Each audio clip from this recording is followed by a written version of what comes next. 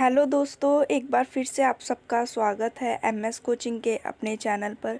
तो आज हम लेके आए हैं हिस्ट्री डिसिप्लिन का, जो कि बीए प्रोग्राम वालों के लिए है, यानी कि जो 6 सेमेस्टर में है, 3rd ईयर में है।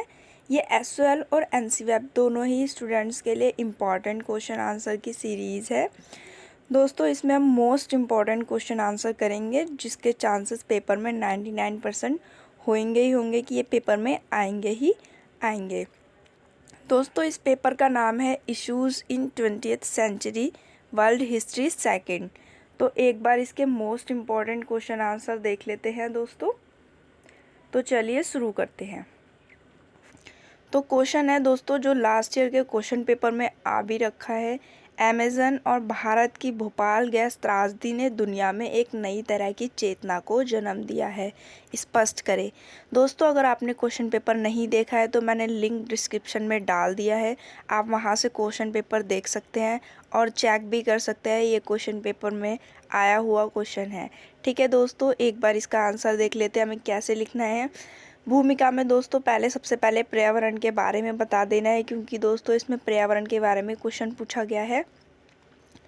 तो दोस्तों, पर्यावरण शब्द विभिन्न तत्वों के संघों से मिलकर बना है। दोस्तों, यहाँ संघों कर लेना, संघों से मिलकर बना है, जैसे भौतिक, जैविक, सामाजिक और सांस्कृतिक, जो जीवन को वृद्धि और विकास का संबंध स्थापित करते हैं। इस सब की उत्पत्ति दोस्तों सबसे पहले जर्मन के जीव विज्ञानी अर्नस्ट हैकेल ने ओसोलॉजी, दोस्तों ओसोलॉजी कर लेना यहाँ पे, ओसोलॉजी शब्द से 1860 में की थी। ओसोलॉजी है दोस्तों, ये ओटोलॉजी नहीं है। ओसोलॉजी शब्द से 1860 में की थी। किसने की थी दोस्तों?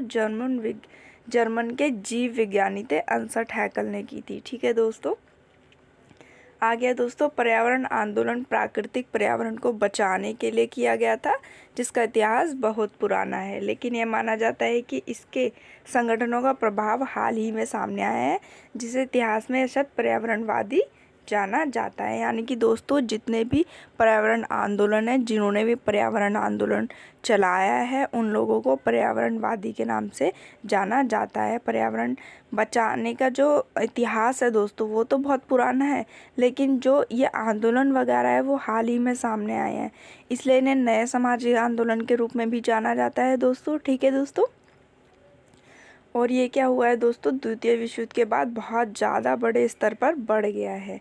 20वीं शताब्दी के द्वितीय अर्थ में प्राकृतिक पर्यावरण को बचाने के लिए एक सतत प्रयास किया गया, जिसमें परिरक्षक शामिल थे और दोस्तों रूढ़िवादी शामिल थे। ठीक है दोस्तों, दो तरह के लोग शामिल थे इसमें, परिरक्षक और रूढ़िवादी लोग शामिल थे, जिन्होंने क्या करा है, इन आंदोलन को बढ़ावा दिया है। आगे बढ़ते हैं दोस्तों। आगे दोस्तों इसमें पूछा गया था अमेज़न और भोपाल गैस त्रासदी।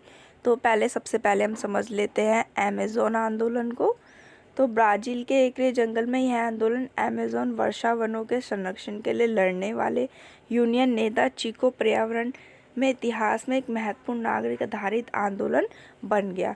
दोस्तों सबसे पहले आपको पता होना चाहिए जो अमेज़न है वो कहाँ पे है, वो दक्षिण अमेरिका में ब्राज़ील में स्थित है। ये वर्षावन है। ठीक है दोस्तों, बहुत बड़े लेवल पे फैले हुए वर्षावन है ये, इनसे बहुत बड़ी मात्रा में हमें ऑक्सीजन मिलती है। तो दोस्तों ये जो आंदोलन है वो चिको मेंडेस द्वारा चलाया गया था। जो चिको थे उनका जन्म कहाँ 1944 में एक गरीब परिवार में अपना बचपन एकरे शहर में बिताया। 9 साल की उम्र में उन्होंने अपने पिता के साथ एक रबर टैपर के रूप में काम करना शुरू कर दिया था। रबर टैपर यानी कि एक रबर, जहाँ जिस पेड़ से रबड़ बनाई जाती है, वहाँ काम करना उन्होंने शुरू कर दिया था अपने पिताजी के साथ। ठीक है दोस्तों, फिर क्या हुआ था दोस्तों, 1960 से 1984 में क्या हुआ, अंधाधुंध वनों की कटाई होनी शुरू हो गई, जिससे वन उन्मूलन की एक बड़ी समस्या और अमेज़न का एक बड़ा भाग रेगिस्तान में बदल गया। मतलब कि पेड़ों की बहुत ज़्यादा कटाई होने लग गई, जिस वजह से जो पेड़ पौधे थे वो कट कट के क्या होने लग गया दोस्तों, रेगिस्तान में जो जगह थी वो बदल गई। उसके बाद क्या हुआ दोस्तों, 1976 में यहाँ एक बड़ा पर्यावरण आंदोलन हुआ, जिसका नाम चिको रखा गया। चिको मेंडेस के नाम पे इसका नाम चिको रखा गया। इसका नेतृत्व फ्रांस के चिको मेंडेस ने किया था। ठीक है दोस्तों, ये फ्रांस के रहने वाले थे, लेकिन ये पेड़ से रबड़ निकालने वाले समूह के नेता थे। ठीक है दोस्तों, यह आंदोलन कब स्टार्ट होता है दोस्तों? 10 मार्च 1976 में शुरू हुआ है यह आंदोलन। क्योंकि जैसे कि आप देख सकते हैं 1960 से 1984 के बीच अंधाधुंध वनों की कटाई हो रही थी, तो इस वजह से 10 मार्च 1976 को यह आंदोलन शुरू हुआ। ठीक है दोस्तों। इसके बाद क्या होता है दोस्तों? यह आंदोलन रैंचर्स और लॉगर्स के खिलाफ हुआ। ये दो शब्द आपको याद रखने हैं। किसके खिलाफ हुआ था? रैंचर्स और लॉगर्स के खिलाफ हुआ था। इसमें क्या हुआ था दोस्तों? 10,000 रबर टैपर्स के पेड़ को हटा दिया गया था। दिसंबर 1988 में चीको मेंडेस को भी मार दिया गया, एक भूस्वामी द्वारा उनके घर के सामने उनकी गोली मारकर हत्या कर दी गई थी। लेकिन जैसे ही उनकी डेथ हुई तो ये आंदोलन बहुत बड़े लेवल पर फैल गया वहाँ पे। ठीक है। इसके फलस्वरूप वे अपना प्रभाव छोड़ गए थे और इसके फलस्वरूप ये आंदोलन और बड़े लेवल पर फैल गया। अब समझ लेते हैं एक बार दोस्तों भोपाल गैस त्रासदी क्या थी और इससे क्या हुआ पर्यावरण को। तो 1970 से 1980 के दशक में मध्य प्रदेश की राजधानी भोपाल भारत के सबसे कम औद्योगिक क्षेत्रों में से एक था। यानी कि यहाँ पे बहुत कम उद्योग स्थापित हुए थे भोपाल में। 3 और 4 दिसंबर 1984 की रात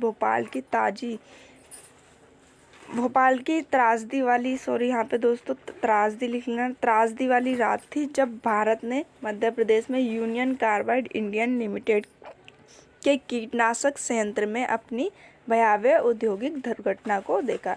दोस्तों ये जो कंपनी है, इस कंपनी की वजह से ही ये भोपाल गैस त्रासदी हुई थी। इस कंपनी का नाम है यूनियन कार्बाइड इंडिया लिमिटेड। ठीक है दोस्तों।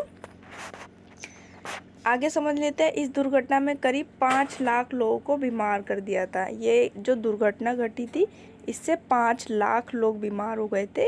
इस उद्योग में कई खतरनाक गैसों का काम होता था। जैसे कि 2 खतरनाक गैसों का नाम याद रखना है दोस्तों आपको, मिथाइल आइसोसाइनेट और फोस्जीन। ठीक है दोस्तों। 26 दिसंबर 1981 को इस दुर्घटना से पहले भी रखरखाव करने वाले मोहम्मद अशरफ की भी जान चली गई थी, क्योंकि दोस्तों उनकी सांस में फोस्जीन चली गई थी, इस वजह से उनकी भी डेथ हो गई थी। लेकिन ये सारी चीज़ें नज़रअंदाज की जा रही थी।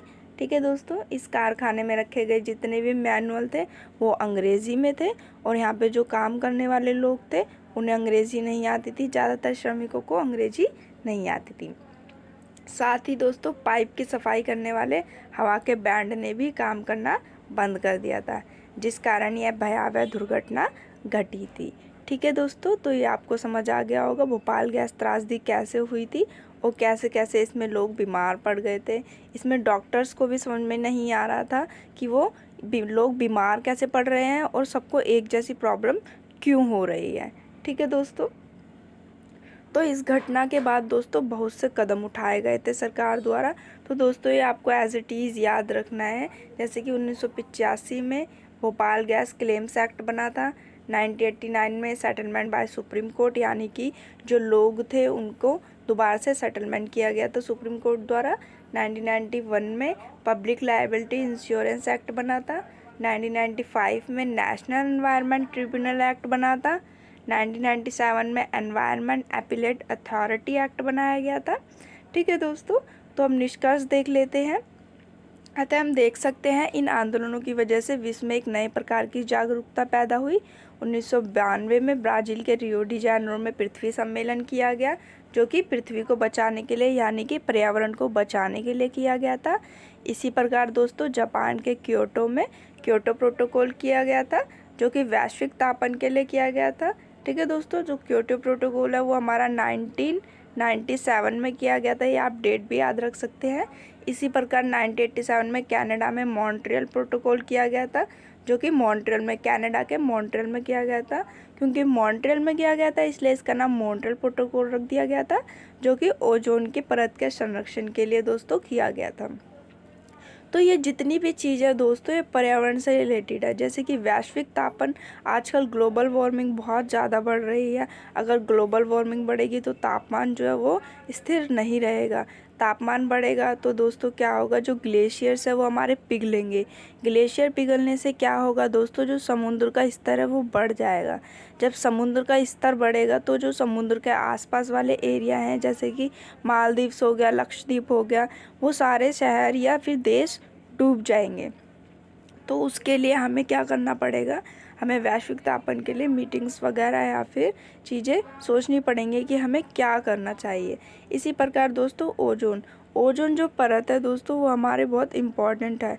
ओजोन परत से क्या होता है दोस्तों, जो सन होता है, हमारा सूरज होता है, उससे जो किरणें आती है पराबैंगनी किरणें, उन किरणों से क्या होता है दोस्तों, अगर वो किरणें डायरेक्ट पृथ्वी पे आ जाए तो इससे क्या होगा, हमें बहुत सारी बीमारियां हो सकती है, जैसे स्किन कैंसर, स्किन से रिलेटेड बीमारियां।